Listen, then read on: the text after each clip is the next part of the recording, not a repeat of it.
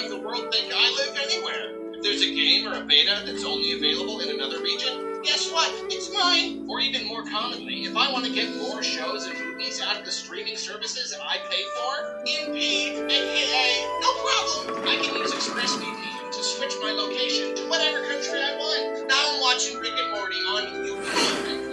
Us computery nerdy guys. Oh, we love us Rick and Morty. Pickle Rick! I love ExpressVPN because it's fast, it's reliable, it keeps me safe, and it offers a huge amount of bang for the buck.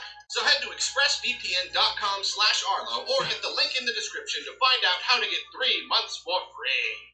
Now get out of here. I got some computering to do. All my wonderful friends, just gave us a brand new, not even a trailer, like a 14-minute overview gameplay kind of thing.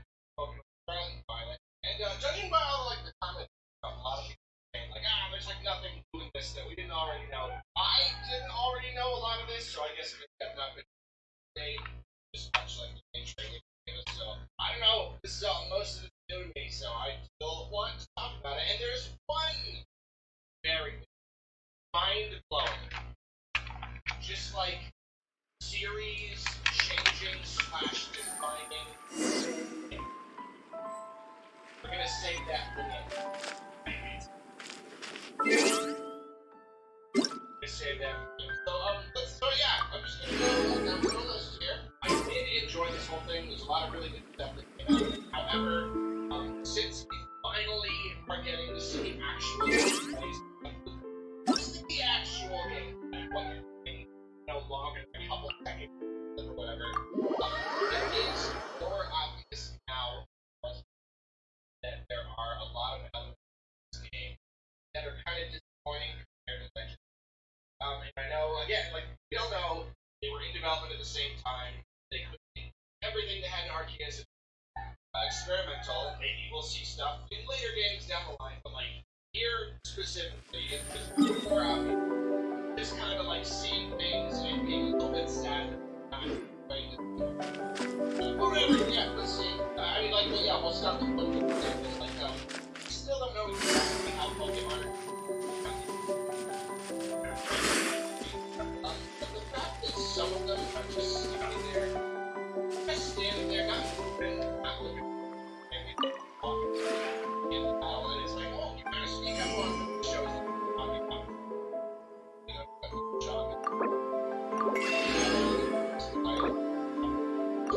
what's that?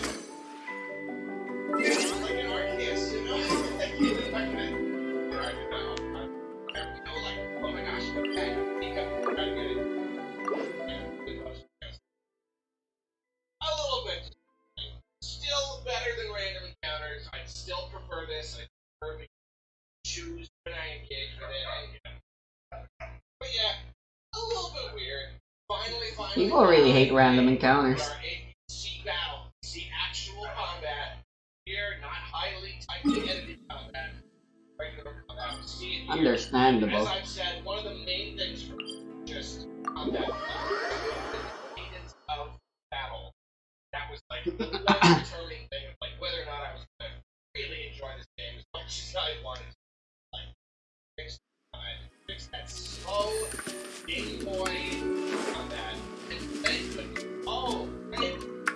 So much. This route. It appears to be yes. It looks like it's got kind of fast. It just respawn fast. There's no reason to have all these pauses. It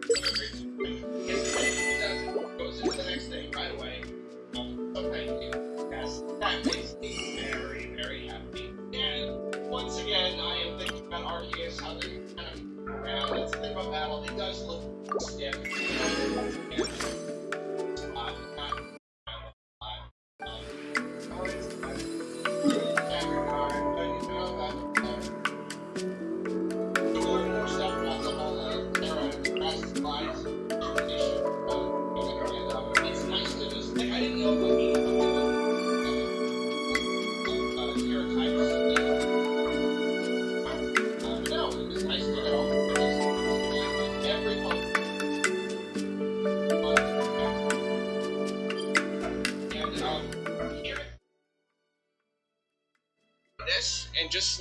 And also just in general, I'm getting pretty hyped about this mechanic. Like, it's not a huge deal, but I feel like, I don't know, it just adds some nice variety to the gameplay. I like the idea of, it just kind of gives you more to work with, and, you know, instead of just nature.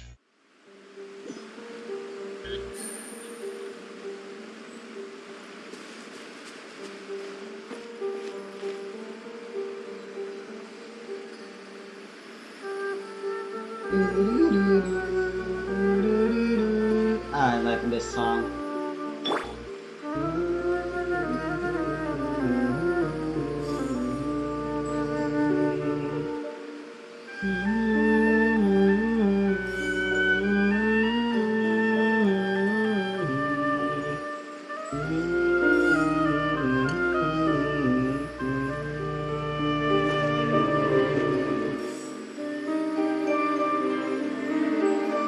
What the heck's going on with the internet?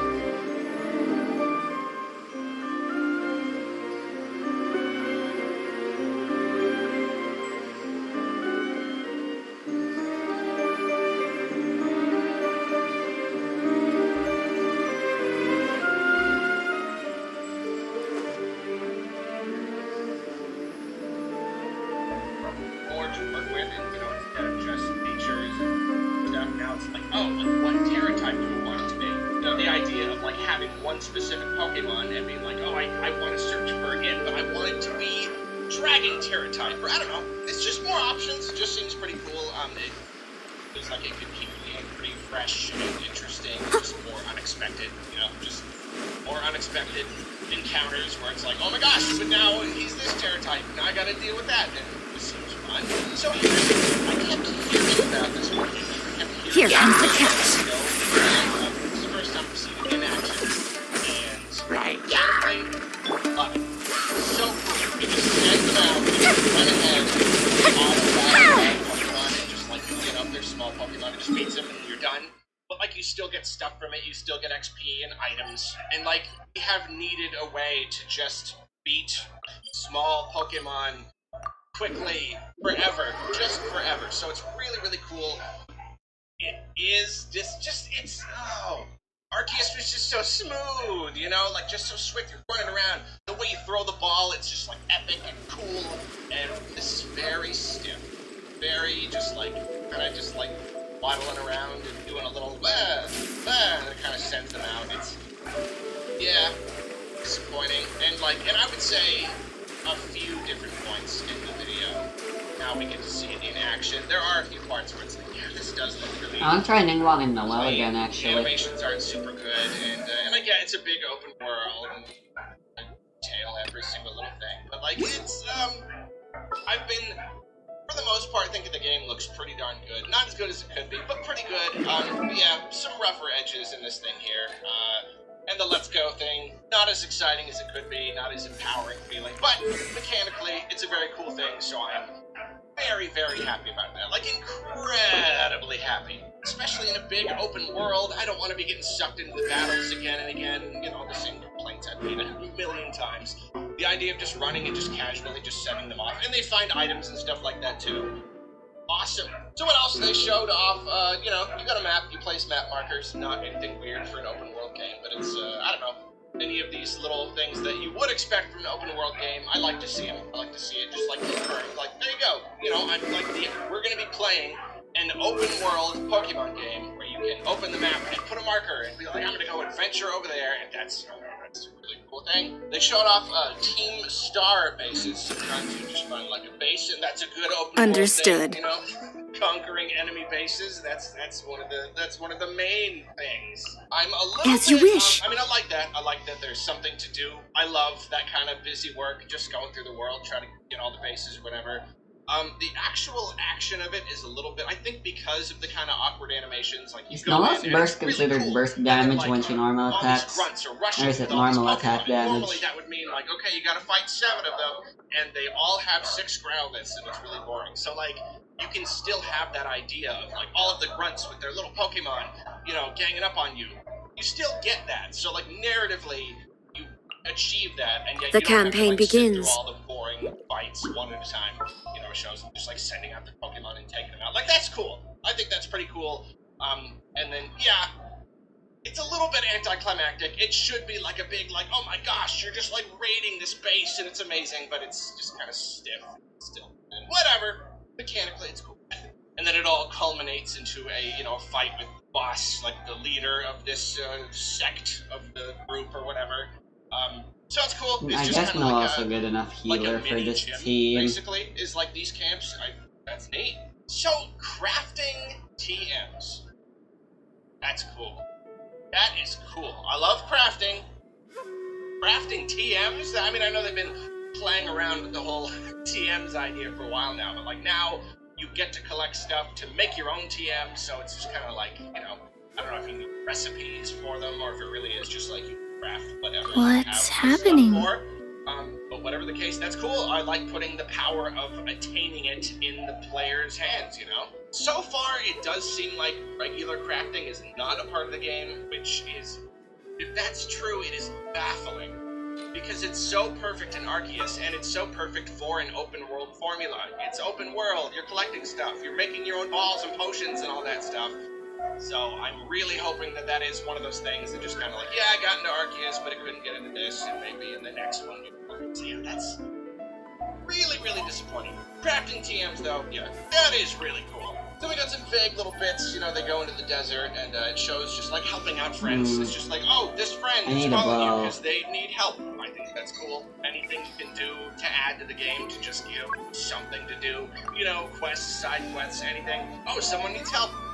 That's all I need. I just need some kind of motivation to just, I don't know, do a thing. It's busy work. It's fun. Whatever. And then they touched on I the also need a Titans thing. healer. We saw the crab man. Let's go whatever, get ourselves some version, answers. and it's very, it's similar to the Dynamax thing, but it's really just like a What'd they do version. this time? Whatever. I love anything guess that this'll resembles do. like a boss battle in Pokemon, so I'm excited. And it seems like there's all stories, like one of the 3 stories going along and figuring out what this whole Titan thing is about. Way into that. It's Burning's just too a cool disruptive concept. anyway. Just like, oh no, giant Pokemon, you gotta take care of it. I don't know. Then they touched on how apparently just like in the middle of anything, you can do trades. I don't It's need just like Pyro. quick, easy trading, which is cool. It's never really made a ton of sense. I mean, like, back in the day, sure, but like, you gotta like, Steady as stone.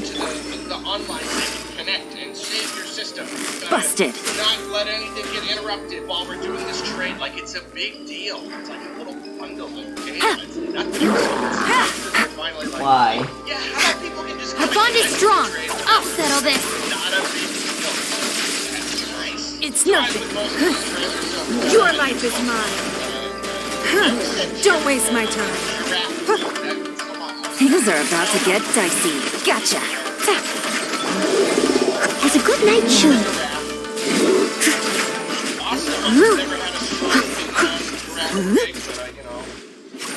Big Gen 2 fan, so it's nice to see some love. And the new evolution is cute, has a little hat.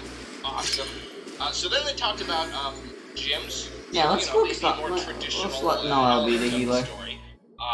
And they talked about gym I want to be able to you spam find the gym burst and you more gotta do a often. little test What is the before, situation? fight the gym leader, which is basically how it was in Sword and Shield, except in Sword and Shield, they clearly ran out of time because the first few gyms had cool tests, and then they kind of just gave up on the idea. They're just kind of like, I don't know, whatever, it doesn't really matter. Your test is beat these trainers in a hallway.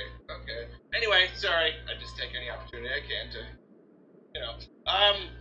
So it's cool, assuming that, like, each gym actually has, like, a cool little test. I mean, it's probably just, like, silly little mini-games, and this one, it looks like you're just finding all of them. It's just, like, a little hide-and-seek thing, but, like, whatever, it's cool. Something to do. I like it. They went a little bit into character customization, which looks really good. I know, like, early footage of the game, the characters looked a little bit, like, a little strange, a little, like, not Pokemon-y. They looked like they'd been kind of, I don't know, Raiden won't actually whatever. be able to do anything in this scene now that I Which is think great. about it. There's a lot of really good little details. You're actually, like, adjusting, I could go for specific eyes her, that but you then I'd want have a and all team that. full of It's what you'd claymores. expect. It's not the most detailed character creator in the entire world, but it doesn't need to be. Up. And it looks More wait for no one. Then they talked about terror raid She is battles, a and I healer. really liked Dynamax raid battles. There was problems with it, I talked about that in my review, how, like, they get a little frustrating because they have these, like, thresholds they had to hit, and the whole thing like if, you know, 3 Pokemon get knocked out, you get sucked out of the thing, whatever. Like, I like the idea, but the execution wasn't completely there. And so far, these look like just a better version. Kind of looks like a less weird and kind of just more refined version of raid battles. I'm pretty happy about that. Of course, a little less exciting when they're not huge. You know, it's just the way of it. Yeah, but I like it. And now it doesn't seem to be based on how many times you've gotten knocked out. You get knocked out and you're just on a timer. They're in real time. So that's just fun. It's just in real time. Just gives it kind of a nice flow. Things are just on like timers and cooldown timers, and then you just have to beat the Pokemon before time runs out. So like, I'm cool with that. I like that much better, and I'm quite excited to do some of these terrible battles. So finally, we're talking about picnics, and obviously this is very similar to the whole like camping mechanic. I mean, like it kind of pulls together things. We already had like the Pokemon amenity thing with like your little friend, and then it's Sword and Shield, and we had the camping. This is basically just like a lot of that kind of put together. Take it easy. In a picnic, you have the Pokemon, they're hanging out. Busted. Here comes the catch. Really awesome. And you can wash them. Awesome. Very cool. I don't know if I'm quite as into it now. But man, when I was in high school, I had little tin dogs. I loved giving them baths. It was so cute. I loved it. Scrubbing all the dirt off. And I don't know. One second, how much am I going to enjoy scrubbing Pokemon? 3. Things are about to get dicey. Let's sweeten the deal.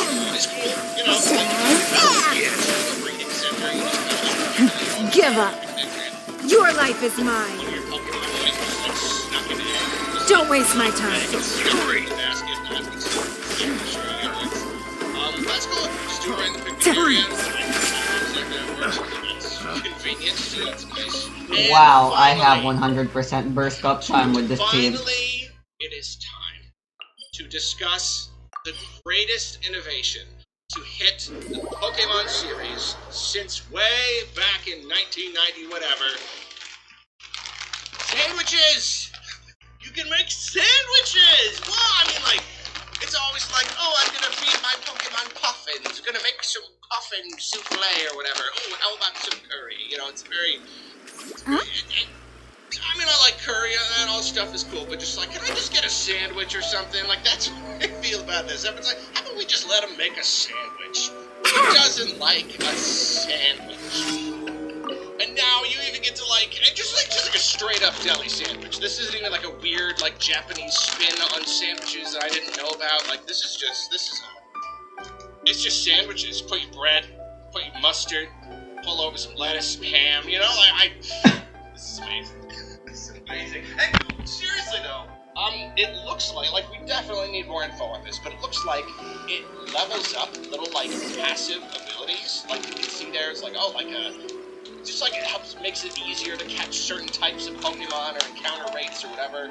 And I don't know if that's permanent. I don't know if that's something that you get temporarily, or if throughout the game you're just eating sandwiches and making yourself as a trainer just have these better abilities.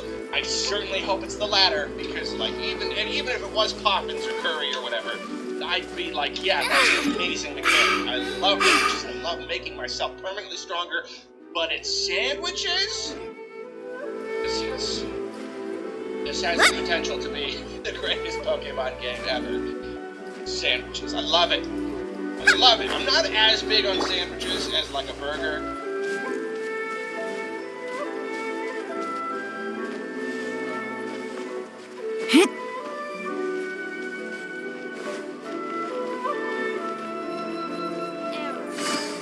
I'm a burger guy, but I mean, come on. I think this time it turned out better. Sandwiches.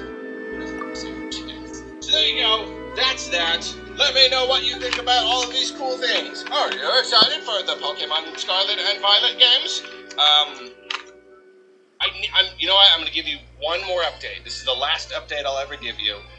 The Arceus script. I know it's been like 3/4 of a year or whatever. The Arceus script, it is written. Just need to record it. I've had a lot of stuff going on, so that will come before Scarlet and Violet comes. That's the promise I'll make you. Before Scarlet and Violet release, you will have my Arceus review. Now, if you'll excuse me, I've got to get ready to go watch the Mario movie trailer. You're going to see this video after that video, but in this moment right now, 20 minutes. My world will change forever. Okay, see you later.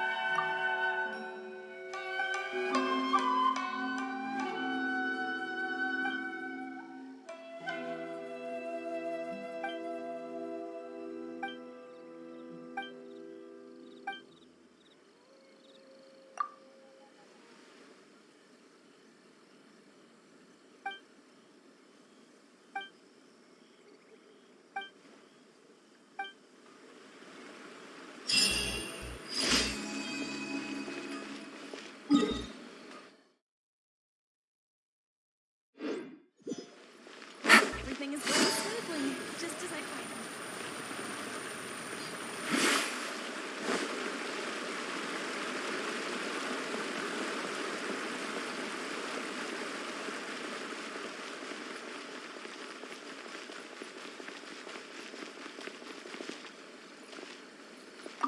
Ad Astra. Thank you for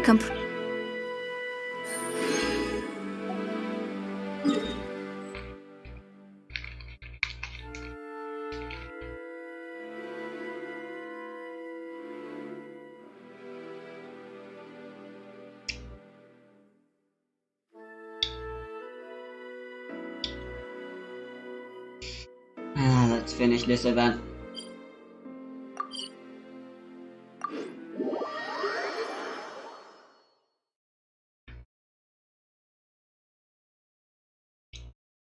So I can do the story.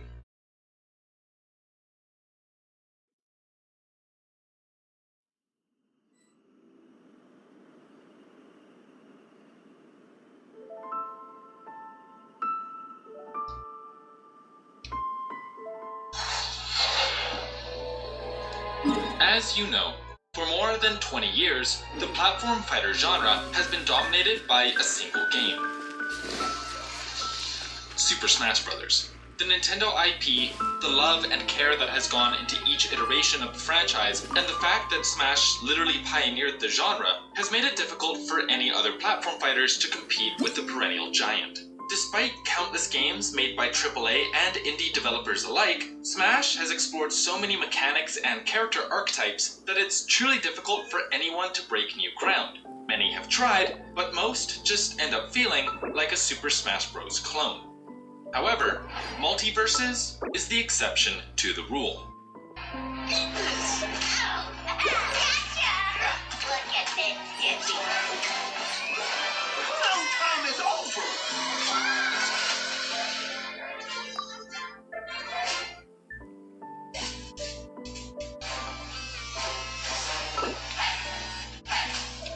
Multiverses is Warner Bros.' attempt to break into the platform fighter genre. The game features a strong cast of characters, ranging from Shaggy to LeBron James, and has managed to attract record-breaking players in the first weeks of its official release. But what does Multiverses do differently than other games like Rivals of Aether, Nickelodeon All-Stars Brawl, and of course, Super Smash Bros.? If you've been following the game's development over the past few months, you'll know that Multiverses is built around 2v2 team battles rather than single combat. For this reason alone, Multiverses stands out from the pack. In the design of characters with various classes to perks that change the way that characters operate, the game is at its most unique when there are 4 characters on the screen. So let's talk about some of the ways that Multiverses incentivizes playing as teams. First and foremost is the design of the characters. While in a game like Smash, every character needs to be able to fight and kill without the help of a teammate, Multiverses has some room for different classes that aren't centered around pure combat. Let's look at Raindog as an example. Raindog is a character who is designed to be a support. Their offensive moves are slow and laggy, they don't have great kill options, and they're generally outmaneuvered by most of the cast. However, in a 2v2, Raindog is an immense asset when given some breathing room. Their fireball is a great projectile which leaves a firewall on the ground, controlling space and limiting their opponent's options, while also buffing allied projectiles that pass through it.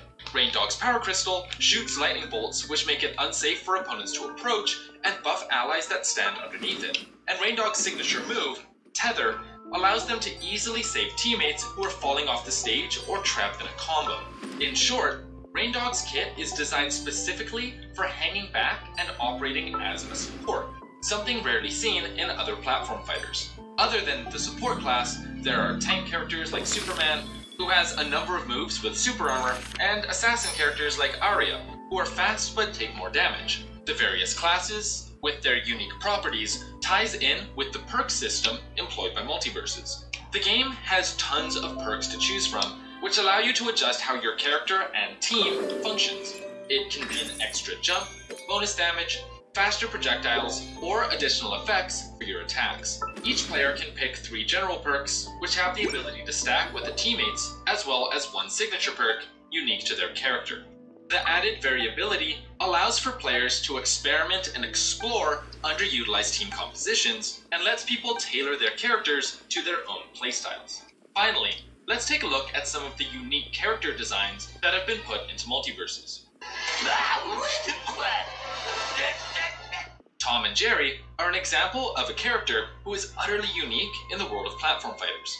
Duo characters have been experimented with in the past. Ice Climbers and Afi and Galu come to mind, but Tom and Jerry are a totally new breed.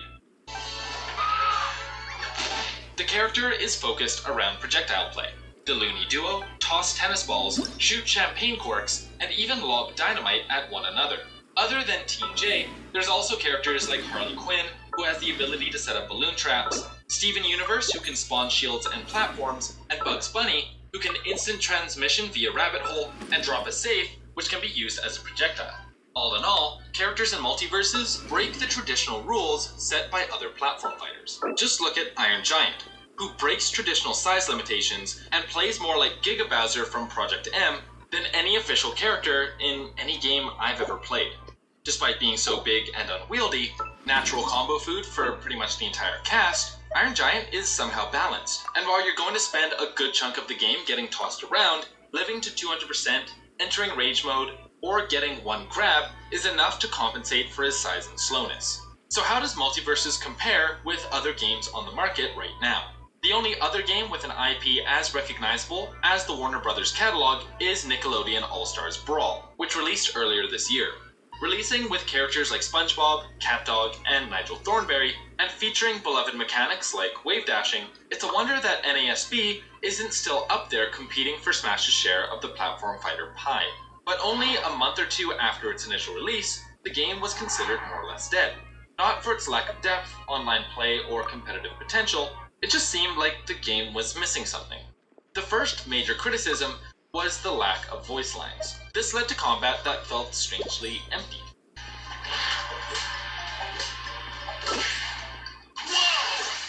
Multiverses, on the other hand, has no such problem, and brought in many of the characters' original voice actors to use in the game.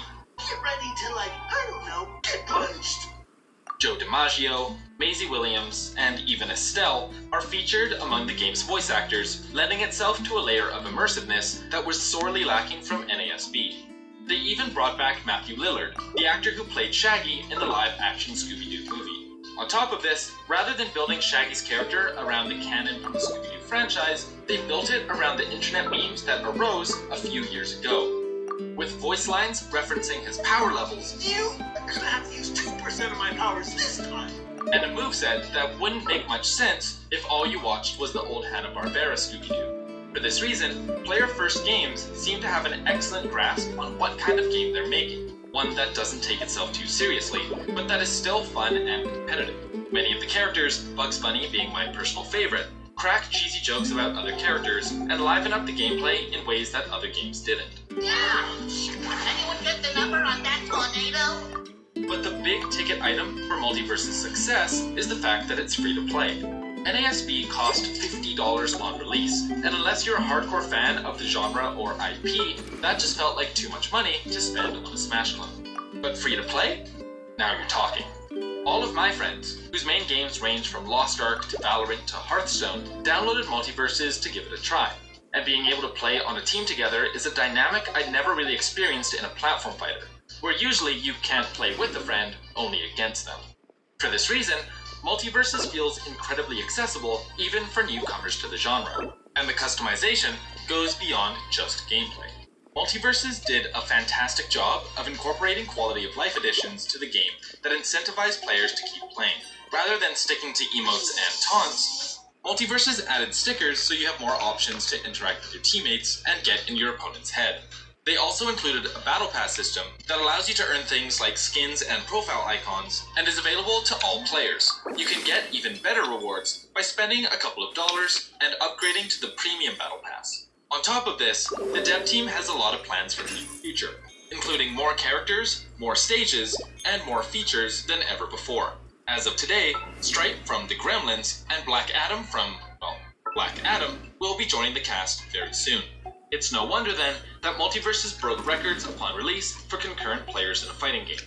If you want to draw people in, it's obvious that free-to-play is the way to go. However, Multiverses is far from perfect, and has a myriad of problems that should be addressed. The game's hitboxes were inconsistent and frustrating.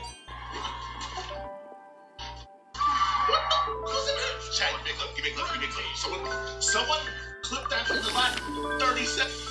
Moves like Finn's backpack have a huge hitbox, and because the hitbox is big, it outprioritizes any other move, regardless of that move's strength. For a while, Harley Quinn had this absurd infinite.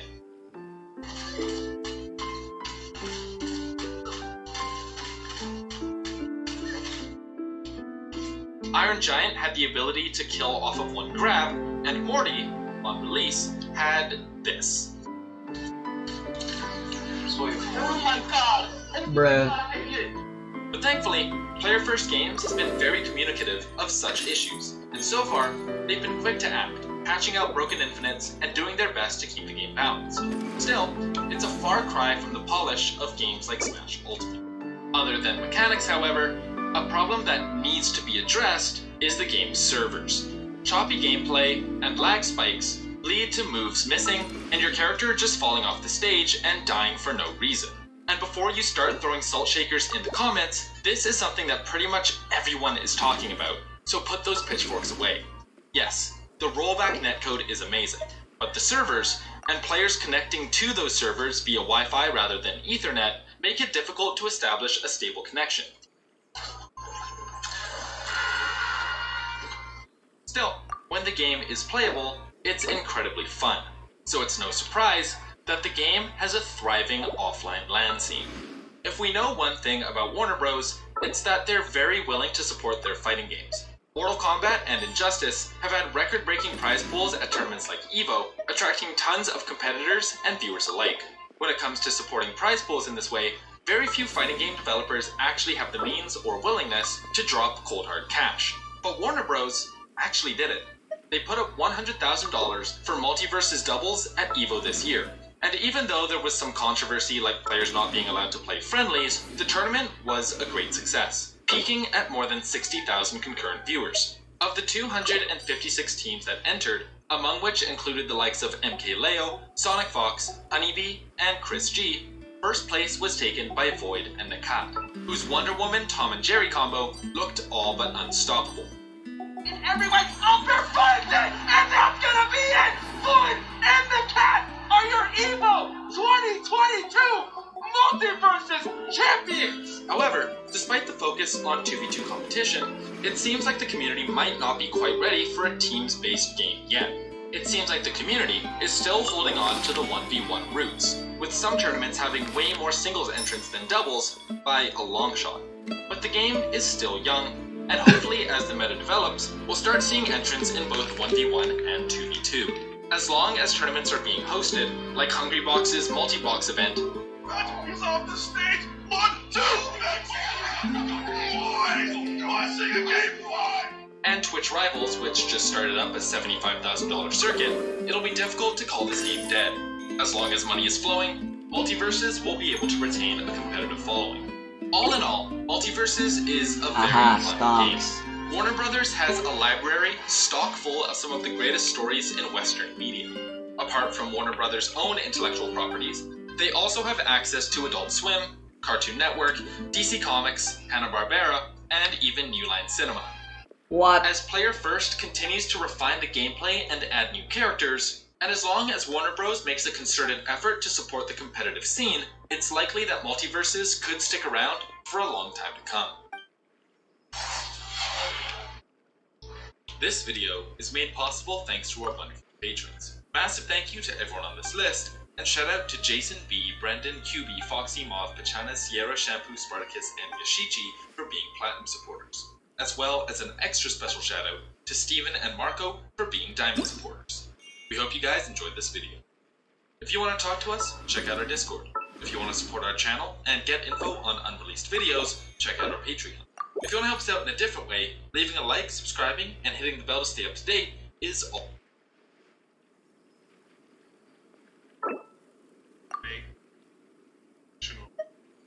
Level of difficulty there on one side of the screen. Sidneb with another bit setup. And there's the one bar. Where's the other one? There it is. Bits.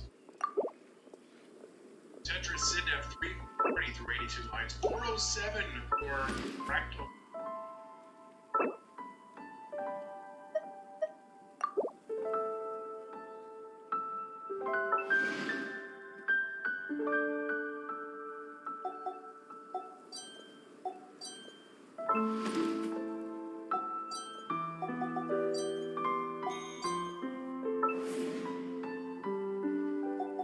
Tetris Fractal for 76 through 97 lines.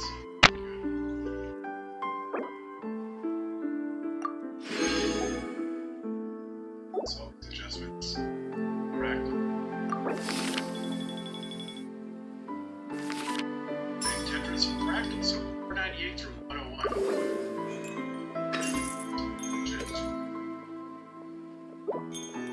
Tetris Sidneb for 31.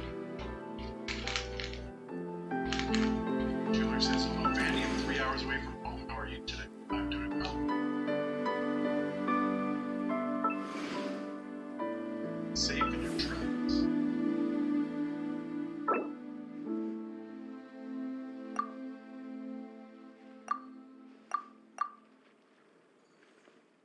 It's kind of an interesting setup there. Fractal. Sidneb. Birds away. 503 for him. 551 Fractal. The right. I want to try taking a risk. And Tetris Fractal 575, looking for that 600k in transition. There we go, adjustment for Sidneb, setting up the tuck and the Tetris.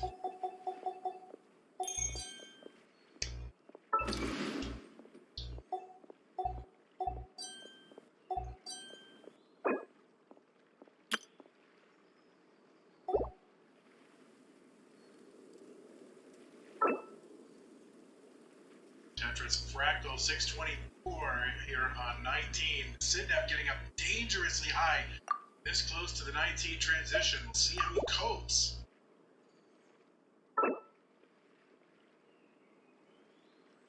Oh no, that right side might be unresolvable, and it is. And Sidneb going to top out. Fractal takes game one. Players in the money. sit down will fractal whoever finishes second. Let's see if this will pay off. For the place will share the prize pool.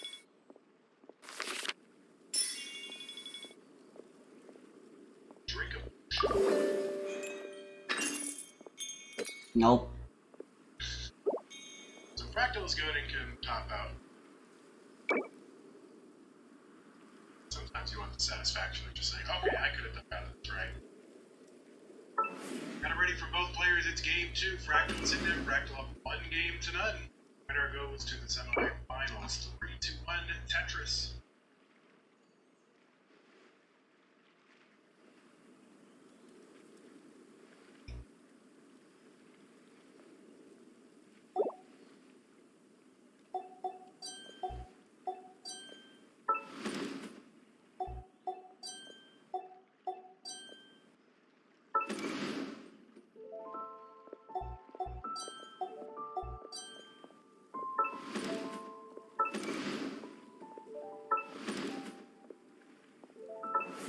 You're getting the first Tetris in game 2.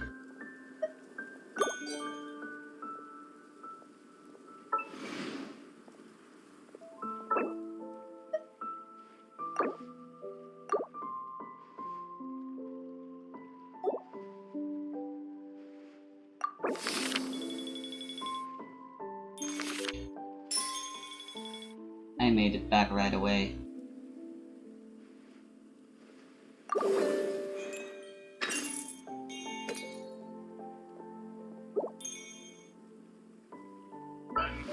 Here for Sidney, he's got the push down points. For Fractal. Popping over this way. See that a lot from Fractal.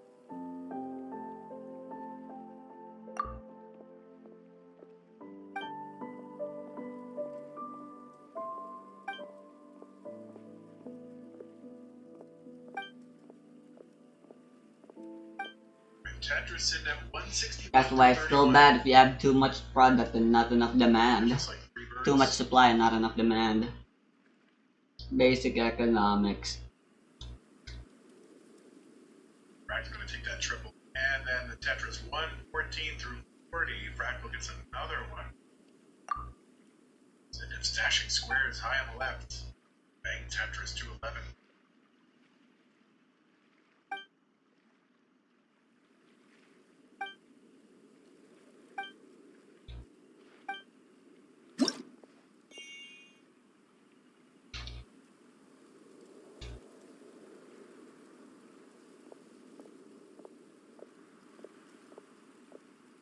What an incredible stratagem! By crossing his hands, he attacks but also defends!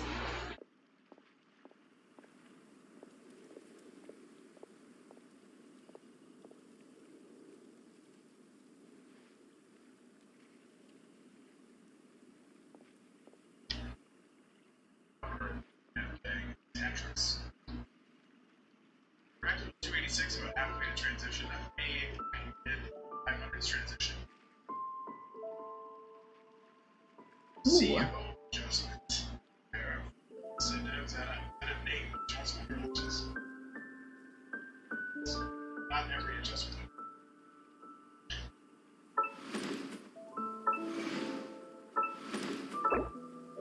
I've unlocked everyone's.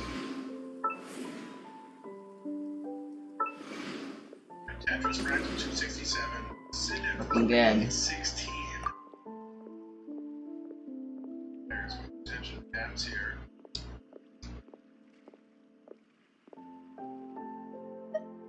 Orange Zeus.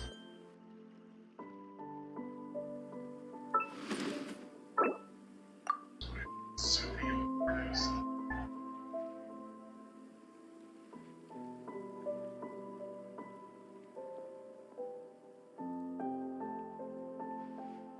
Steadily doing sponsor quests and contributing to the prize.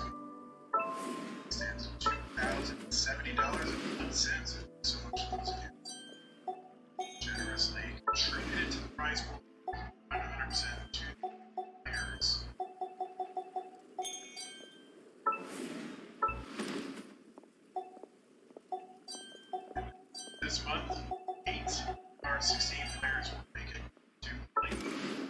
We're at peak efficiency.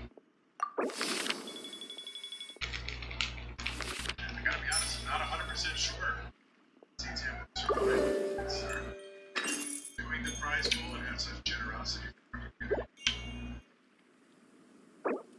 Constantly having to do things to keep this thing afloat, right? Oh, gotta do the prize pool. Gotta do a line cap. What's next? Stop being good. Tetris. 57 fractal. 89. Say we have approaching the key transition here in game 2.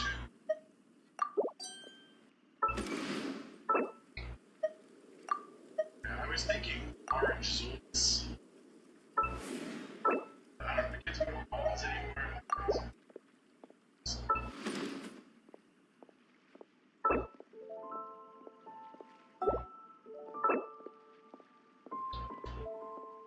Alright, Fractal's transition for 88 at 19. Slow second half. Bang, Tetris 566 on 19. Fractal Inspire.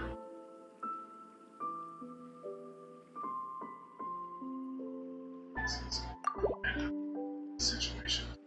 Oh no, and he can't get that chain to the left. And Fractal gonna top out 496 here on level 20. Sidman is already ahead. And in a heart. There you go. Super man.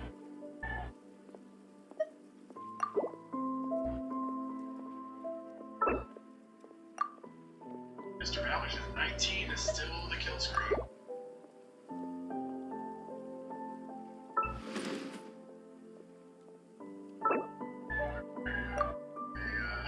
Bits from left side. Alright, I am back. Looks like we've got two ready players. Fractal 161 and sitting game 3. What's the best of 5? Now, best of 3. So let's get it started. Next grade monthly Tetris 2. 3, 2, 1 Tetris.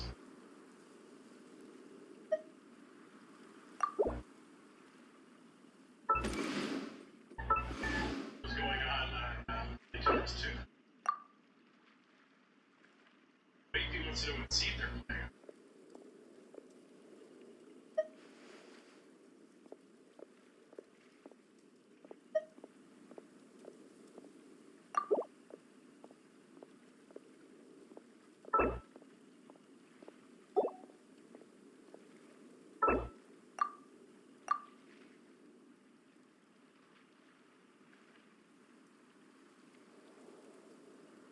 Carbonated beverage. So very careful. Micro recording.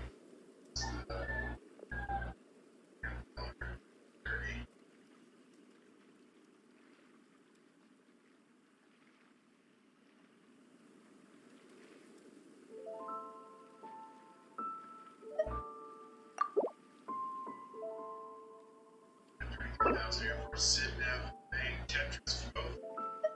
6 and 115 for Fractal.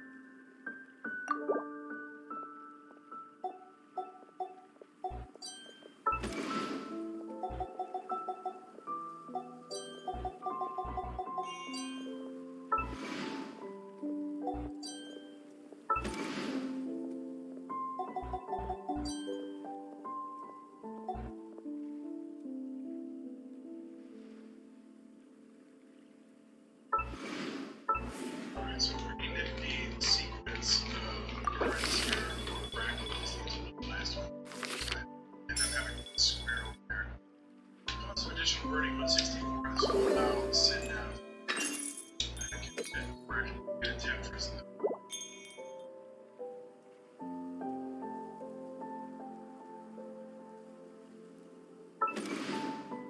Fractal set up on the left side goes off. Auto for Tetris gets it.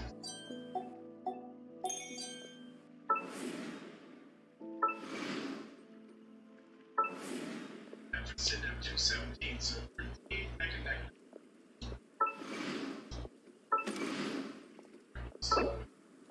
On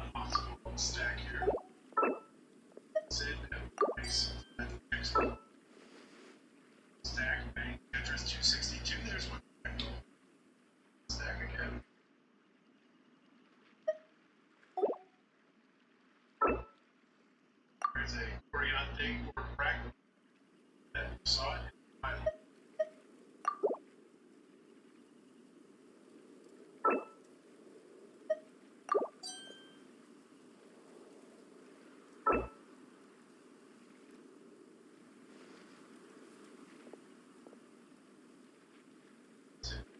A little bit high. Little time on wars. Also, when it gets two of them, there we go. A couple of Tetris here for sitting at 318, 370. Lines. 318, 76. 8 Barney hooks.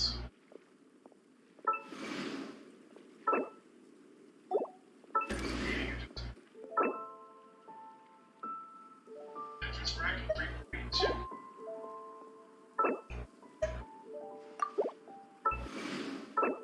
And 67.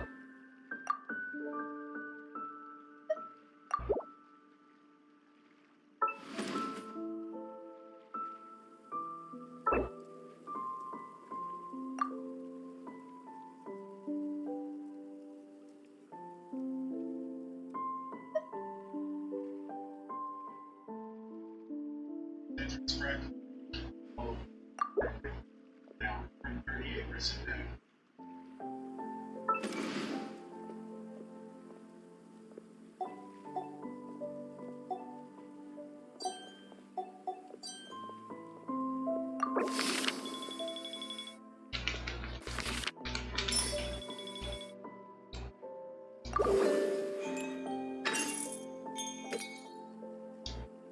Interesting adjustment with that. Bot bar, not sure if intentional or not or whatever, but there you go.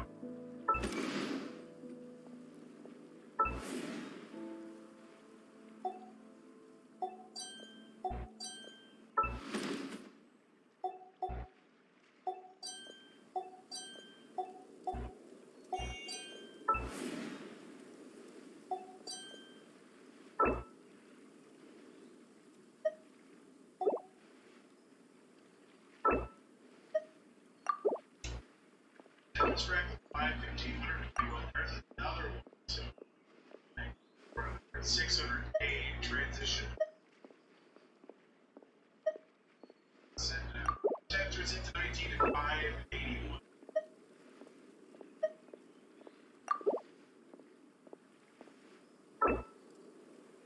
Right. Just shy of 600K transition. 597 going out.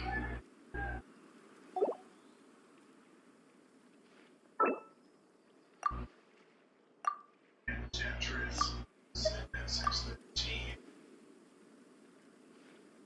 Double 20 and set that.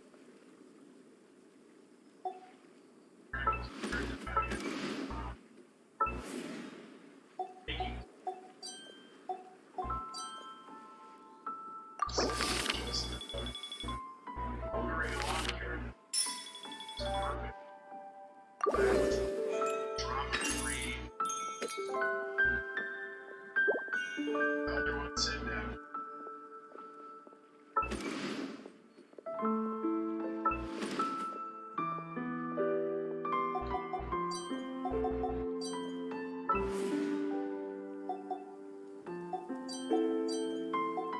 Getting up a little bit high on the stack there, set down, so basically yes. Okay, thanks.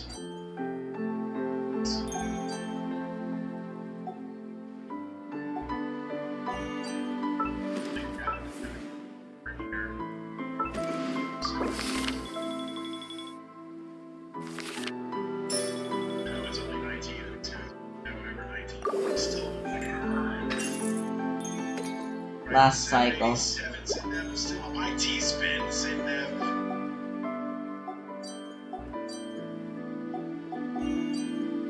30 Tetris fractal. Sitting there gonna top out 792. You're on level 24. Fractal. Just with some yeah, we're good. It's kind of off this one. Gets the Tetris and fractal will be good.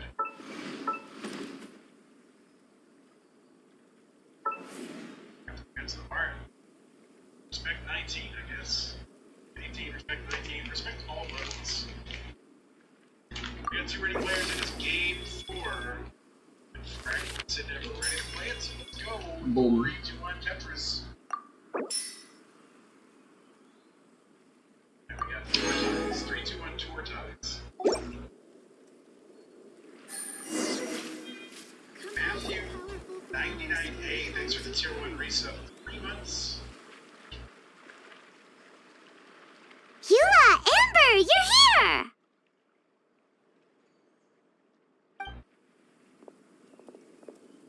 Ah, found you. Looking for us? Huh? Wait, you came here looking for us? Of course! Do you have any idea how popular your charity stall is? Everyone's been talking about it. Favonian Stalls. Goodies and Buddies, run by the honorary knight and their sidekick, is selling all kinds of fantastic treasures, and even giving away some wonderful others for free. Don't miss out! So after all that, Paimon's back to being the sidekick? Still, Paimon's really happy to hear that people are giving good reviews. Anyway, what have you two been up to these days? Did you go off on a trip or something? We haven't seen you around the whole festival. That's because we're still working. Huh? You still have to work? Nice. Technically, Amber and I are on a vacation schedule. There are more merchant caravans than usual traveling the route between Dormanport and Mondstadt City during the festival. Extra traffic means extra security is required. Because of monsters and bandits and stuff?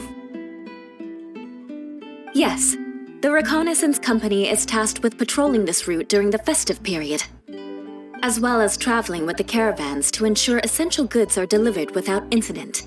We have to investigate suspicious locations to eliminate any emerging threats. Whew. That seems like a lot of work.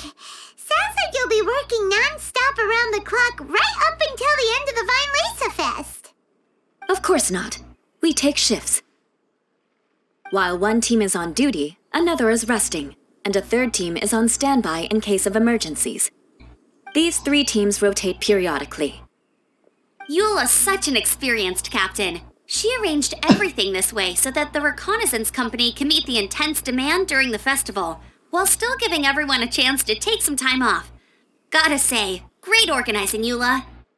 Yes, all right, Amber. I did my job like I always do. I really don't see what the fuss is all about.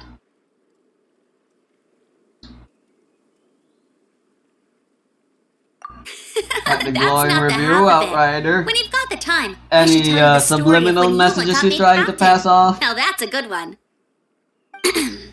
Anyway, we didn't come here just to chit-chat. I'll let Eula do the honors. Okay. I need 40 portions of Knight's Special Northern Smoked Chicken, and 40 of Favonia's favorite Pile-em-up.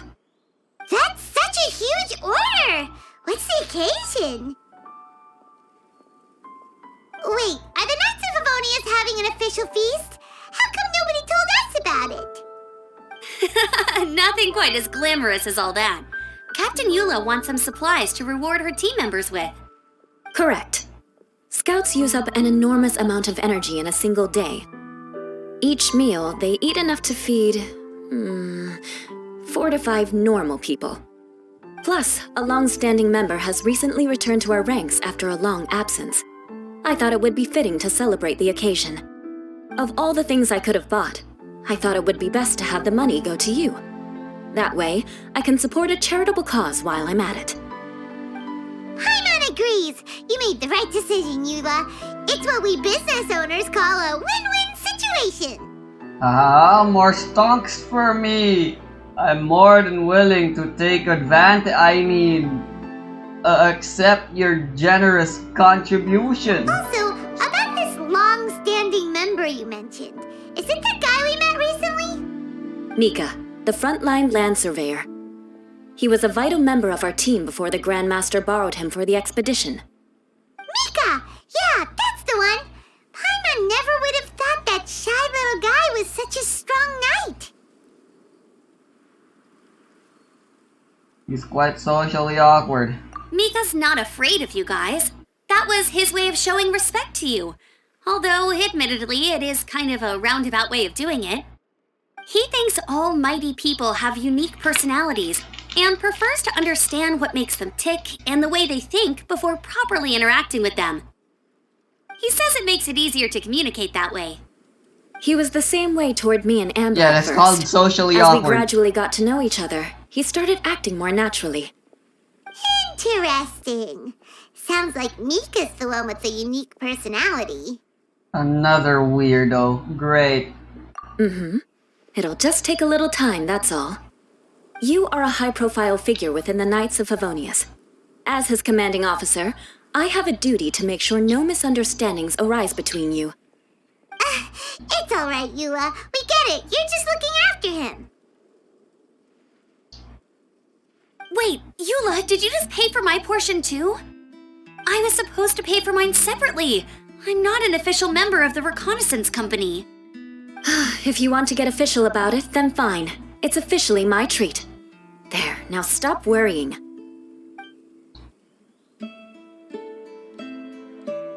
Oh, thanks to Eula and Amber, we made a whole day's worth of Mora in one fell swoop! Honorary Knight, Paimon, I have the most wonderful news. Thanks to your sterling efforts, the funds we've raised in this charity sale have blown our original predictions right out of the water. It's a phenomenal success!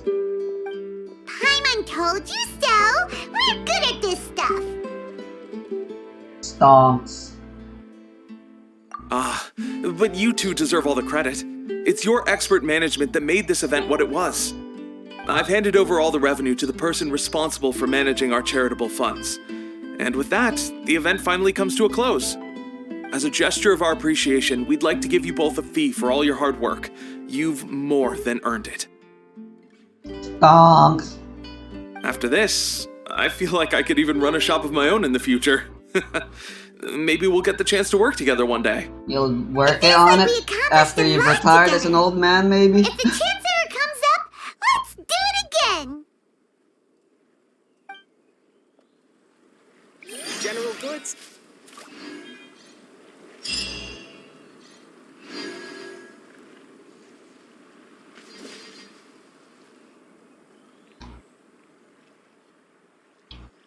It's finally over.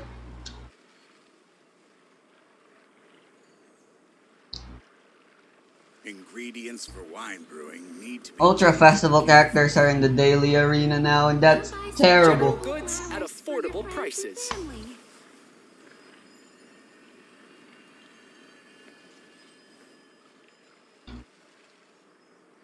It means I can't fucking beat it. It means I'm less consistent with in full auto defeating ingredients for wine. the daily arena on hard. I'm already having a hard time doing full auto in hard anyway, as is.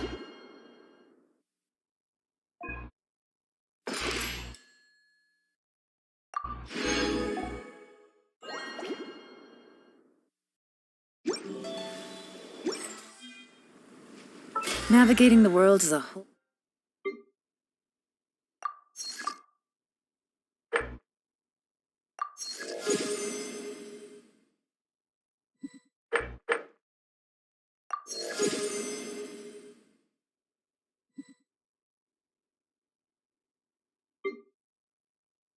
Finally. whole lot easier with a few different identities to choose from. Need me to come up with some for you? Come buy some General Goods at affordable prices.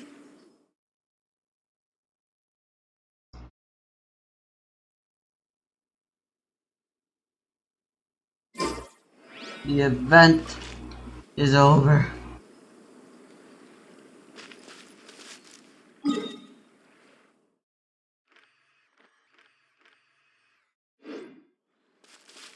Right, I'm doing the main story next, I suppose.